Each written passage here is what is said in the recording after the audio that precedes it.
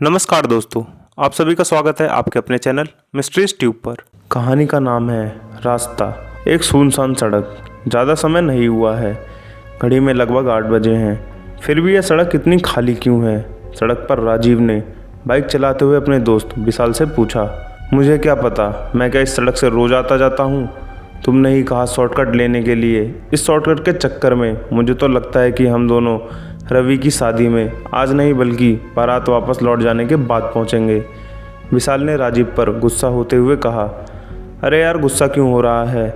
Google map में तूने भी देखा था और कहा था कि ठीक है, शॉर्टकट से जल्दी पहुंचेंगे। अब इस सुनसान सड़क पर नेटवर्क गुल हो जाएगा, ना तुझे पता था ना मुझे। अब शांत हो जा, गुस्सा करने से रास्ता नहीं मिल जाएगा। हाँ, तुम ठीक कह रहे हो, लेकिन अब बताओ आगे किधर जाना है? विशाल ने बाइक रोकते हुए कहा। दोनों अंधेरी रात में बाइक की हेडलाइट की रोशनी में रास्ते को देखकर हैरान हो गए।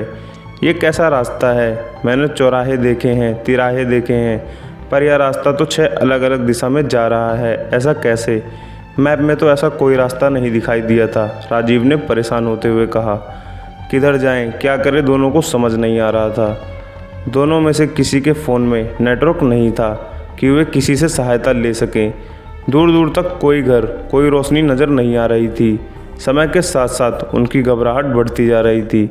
6 रास्ते में से एक सही रास्ते को समझ पाना एक पहेली हो गई थी। ऐसे तो हम सारी रात यहीं रह जाएंगे। चलो कोई एक रास्ता चुनते हैं, रास्ते से कहीं ना कहीं तो पहुंच ही जाएंगे, राजीव ने विशाल से कहा। फिर दोनों एक रास्ते की तरफ अपनी बाइक लेकर चल दिए। दोनों उस रास्ते पर लगभग 2 किलोमीटर आगे बढ़े थे, तभी विशाल ने अचानक बाइक रोक दी। सामने का दृश्य अत्यंत डरावना था। पूरी सड़क पर खून फैला हुआ था। सड़क के साथ के पेड़ पर कुल्हाड़ी के हमले के निशान थे, लेकिन आसपास कोई नहीं था, एकदम सन्नाटा। मगर ये सब ऐसा था जैसे सब कुछ बस कुछ समय पहले ही हुआ हो। राजीव और विशाल के डर से रोंगटे खड़े हो गए। विशाल, यह जगह और रास्ता ठीक नहीं है, हमें दूसरे रास्ते से जाना चाहिए। हाँ, ठीक कहा तुमने, और विशाल ने बाइक स्टार्ट कर पीछे मुड़ा ली। जल्दी दोनों वहीं पहुंच गए जहां रास्ते 6 दिशा में जाते थे। एक रास्ता जिधर से वो आए थे, दूसरा रास्ता जिससे वो अभी लौटे थे, किसी अनजान खतरे से बचकर। लेकिन अब भी 4 रास्ते थे जिनमें से किसी एक को उन्हें चुनना है। दोनों ने फिर एक रास्ता चुना। लगातार चलने के बाद ठीक 2 किलोमीटर बाद विशाल ने बाइक रोकी। सामने देखकर राजीव घबराहट से बोला, ये क्या बकवास है? क्या हम दोबारा उसी रास्ते पर आ गए? ऐसा कैसे हो सकता है? हम तो दूसरे रास्ते से आए हैं। फिर से वही कैसे? और यह फैला हुआ खून और ये निशान, अभी तो हम यहाँ से लौट गए थे। विशाल ने घबराहट से पसीना पोंछते हुए कहा। प्लीज़ यार, बाइक घुमा, शायद दूसरा रास्ता भी इसी में मिल गया है, राजीव ने विशाल के कंधे पर हाथ रखकर कहा। विशाल ने बाइक फिर से वापस ले ली और वहीं आ गए जहाँ रास्ते आपस में मिलते थे। उन्होंने चौथे रास्ते पर बाइक मुड़ाई। ठीक 2 किलोमीटर बाद वही दृश्य दोबारा आ गया। 5वें रास्ते पर भी दोबारा वही सब कुछ देखने को मिला। अब आखिरी रास्ता बचा था। विशाल और राजीव थके भी थे और डरे हुए भी। विशाल ने कहा, राजीव फ़ोन चेक करो, नेटवर्क आया कि नहीं। राजीव ने फ़ोन देखा, नेटवर्क का कहीं अता पता नहीं था। समय रात के 1 बजे थे। विशाल ने अपना सर पकड़कर रुआ से होते हुए बोला, हम फंस गए हैं। ये रात हमारी आखिरी रात है। प्लीज़ यार, ऐसे हिम्मत मत हार, ये रात आखिरी नहीं होगी, हम जल्दी ही इस जंगल में बाहर होंगे। वैसे भी अभी तक कुछ बुरा हुआ नहीं है। बुरा नहीं हुआ और क्या बुरा चाहिए तुझे? हम पिछले 5 घंटे से इस जंगल में फंसे हैं, बाहर जाने का कोई रास्ता नहीं। सारे रास्ते एक ही मंजिल पे जाते हैं, खून से लथपथ सड़क और कुल्हाड़ी से किसी की हत्या के निशान उस पेड़ पर, विशाल ने गुस्से से चीखते हुए कहा। राजीव खुद भी बहुत डरा हुआ था, फिर भी उसने हिम्मत करते हुए कहा, देख यार, यहाँ रुकना भी खतरे से खाली नहीं है। बेहतर है कि आखिरी रास्ते पर चलें और फिर कहीं भी ना रुकें। ठीक है, तुम चलाओ, अब मैं थक गया हूँ। विशाल ने चाबी राजीव को दी और पीछे बैठ गया। अब और कोई रास्ता नहीं है तो राजीव ने बाइक आखिरी 6ठे रास्ते पर घुमा दी। राजीव बहुत डरा हुआ था और विशाल भी। दोनों मन ही मन प्रार्थना कर रहे थे कि वो जल्दी से जल्दी इस जंगल से बाहर हो जाएं, लेकिन होता वही है जो होना होता है। जल्दी दोनों फिर से वहीं पहुंच गए। बाइक चल रही थी, पर सामने सड़क पर फैला हुआ खून अब भी दिखाई दे रहा था। विशाल ने कहा, राजीव बाइक मत रोकना, मैं कह रहा हूँ, बाइक को रोकना मत, हम दोनों बाहर निकल जाएंगे। तू फिक्र मत कर, राजीव ने कहा। लेकिन जैसे ही वह उस पेड़ के पास पहुँचे जहाँ सड़क पर खून फैला हुआ था और कुल्हाड़ी के निशान थे, वहीं बाइक रुक गई। क्या हुआ, बाइक क्यों रोक दी? मैंने नहीं रोकी, खुद से रुकी है, इस बार राजीव ने कहा। रात के ठंडे मौसम में भी दोनों के माथे पर पसीना आ रहा था। राजीव ने कई बार कोशिश की लेकिन बाइक स्टार्ट नहीं हुई। रात के 2 बजे थे, दोनों को कुछ समझ नहीं आ रहा था कि क्या करें। तभी अचानक पीछे से एक आवाज़ आई, विशाल। विशाल ने चौंक कर पीछे देखा, कोई नहीं था। राजीव, तुमने कुछ सुना? विशाल ने पूछा। नहीं तो, राजीव ने कहा। फिर से वही आवाज़ आई, विशाल। विशाल ने चारों तरफ देखा, वहाँ कोई नहीं था। राजीव, तुमने सुनी ये आवाज़? यहाँ इतना सन्नाटा पसरा है कि अगर पत्ता भी गिरे तो सुनाई दे। किस आवाज़ की बात कर रहे हो? वैसे ही डर से दिमाग काम नहीं कर रहा है, ऊपर से तुम ना जाने क्या कह रहे हो। एक बार फिर से वही आवाज़ आई, विशाल विशाल विशाल। इस बार ये आवाज़ दूर से धीरे धीरे विशाल के पास आती जा रही थी। विशाल ने राजीव की तरफ देखा, वह बहुत डरा हुआ था, लेकिन उसे देखकर नहीं लगा कि उसने कोई आवाज़ सुनी है। विशाल ने अपने जेब से फ़ोन निकाला और फ्लैश लाइट ऑन की और उस दिशा में देखा जिधर से आवाज़ आ रही थी। आवाज़ और तेज़ी से पास आती जा रही थी, लेकिन कोई नज़र नहीं आ रहा था। विशाल राजीव की तरफ मुड़ा, राजीव गायब था। तभी किसी ने विशाल के कंधे पर हाथ रखकर कहा, विशाल, क्या तुम मुझे भूल गए?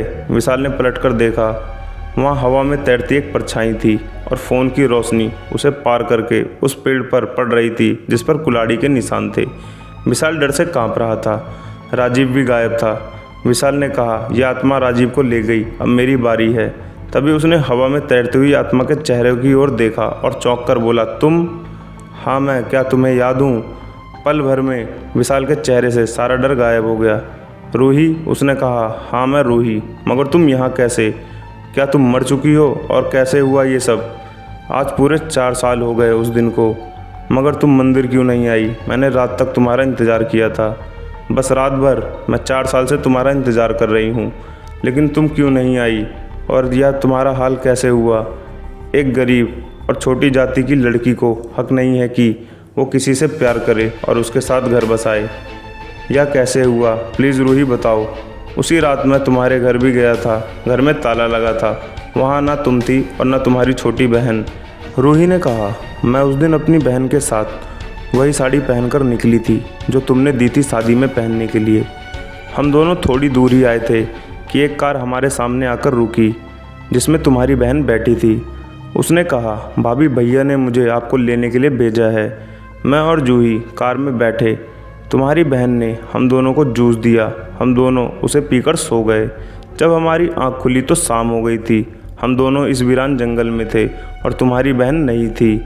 तो तुम दोनों को यहाँ कौन लाया फिर? राजीव ने पूछा। तुम्हारे पिता। रूही, जो अब तक सब कुछ प्यार से कह रही थी, उसकी आंखें सुर्ख लाल हो गई।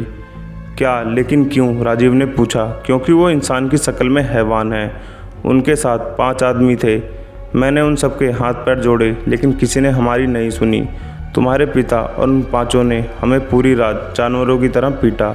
उसके बाद हमें उसी पेड़ के पास कुल्हाड़ी से टुकड़े करके दफना दिया। वो रो रही थी। विशाल ने उसे देखा। उसने वही लाल साड़ी पहन रखी थी जो विशाल ने शादी के लिए दी थी।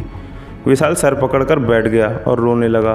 उसे यकीन नहीं आ रहा था कि उसके पिता ने 2 मासूम लड़कियों की हत्या की थी, वो भी बस इसलिए कि विशाल उससे शादी करने वाला था। वो गरीब थी और छोटी जाति की थी, बस इसलिए। पर रूही बहुत अच्छी लड़की थी। ऑफिस में दोनों साथ काम करते थे। उसे क्या पता था कि उसका प्यार 2 मासूमों की जान ले लेगा। विशाल को अपने पिता से नफरत हो गई, लेकिन अब क्या कर सकता था? उसने रूही से हाथ जोड़कर कहा, एक कार एक्सीडेंट में पापा और बहन दोनों गुजर गए। अब मैं तुम्हें न्याय भी नहीं दिला सकता।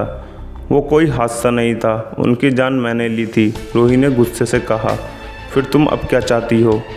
रूही ने कहा, मैं तुम्हें चाहती हूँ। रूही ने विशाल से प्यार की तरफ देखते हुए कहा, ठीक है, लेकिन राजीव को जाने दो। इन सब में राजीव का कोई लेना देना नहीं। ठीक है, रूही ने कहा। विशाल ने पीछे देखा तो राजीव बेहोश पड़ा था। रूही अचानक ऐसे दिखने लगी जैसे जीवित हो। राजीव होश में आ गया। वह रूही को अच्छे से जानता था। रूही विशाल के करीब आई, उसके गले लगी, धीरे धीरे विशाल के अंदर समा गई। थोड़ी देर में विशाल सड़क पर पड़ा था। राजीव ने विशाल को उठाने की कोशिश की, मगर वह जा चुका था अपनी रूही के साथ। राजीव ने सामने देखा, दोनों जिन्हें जीते जी एक नहीं होने दिया था वो दोनों ज़मीन से 2 फीट ऊपर गले लगे हुए दूर जा रहे थे। थोड़ी देर में सुबह हो गई। कुछ लोगों ने राजीव को हॉस्पिटल पहुंचाया। राजीव को पता था कि उस पर कोई यकीन नहीं करेगा, इसलिए वो चुप रहा। कुछ दिन उसे हॉस्पिटल में रखा गया, फिर उसे घर भेज दिया गया। सच क्या था बस वह राजीव ही जानता था और उसे चुप रहना ही बेहतर लगा।